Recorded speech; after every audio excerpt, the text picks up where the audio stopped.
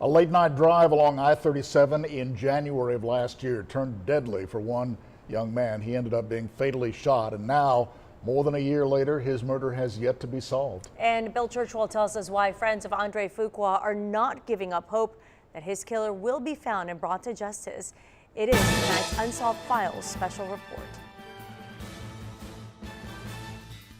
On the night of January 22nd, 2017, first responders arrived to find this vehicle flipped along the side of I-37 near Violet Road. Inside was the driver, 25-year-old Andre Fuqua, badly injured. A closer look revealing the crash was the result of something much more sinister. There were several shots. Bullet holes riddled the side door. Fuqua had been shot several times. The young man was rushed to the hospital where he died. The case quickly turning into a murder investigation. I saw it on social media first, and I couldn't believe it.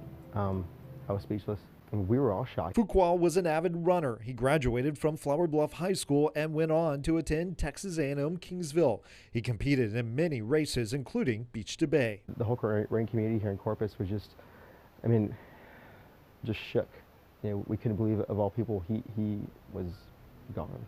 Fuqua had just gotten back from a competitive run near Houston when he was killed. He came in to work to see me before he took off for his last race, and I wished him luck. And then we were on a group chat together, and then and told him congrats afterwards. I know he had a tough race, but and that was the last thing we heard of him. Here at Fleet Feet, we met Adrian Marquez, who trained with Andre, saying he was always looking forward to his next race. We had a group of people that we ran with, but he was part of a community.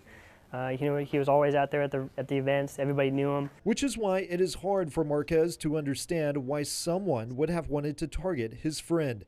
To date, there has been very little information discovered regarding a motive or who is responsible for Fuqua's death. There are no words that could express our pain. Andre's heartbroken parents stepping forward 1 month following his death, breaking their silence and asking for the public's help to find his killer. We are pleading to the public for any information that would assist us in resolving the death of our son. Police say Andre took a different route this time coming home, driving through Victoria.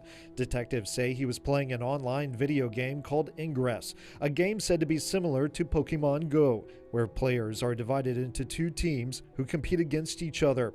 Police say even though there is no concrete evidence, that game is known to attract aggressive players, and police have said it could have been a factor in what happened that night. I think that's always the tragic part, more than anything, is not knowing exactly how it happened. And more than a year after that tragic crime, his friends continue to reach out and encourage anyone with information to step forward. Put yourselves in our shoes and anybody else's shoes that's lost somebody that they love. And that was a big part of a community. And do the right thing. We want justice not just for Andre, but especially for his parents. And we just want closure to this chapter in their lives. Bill Churchwell, 3 News. And we also reached out to Andre's mom, who was not ready to sit down and talk to us yet on camera, but she did tell us that she is still hopeful justice will come.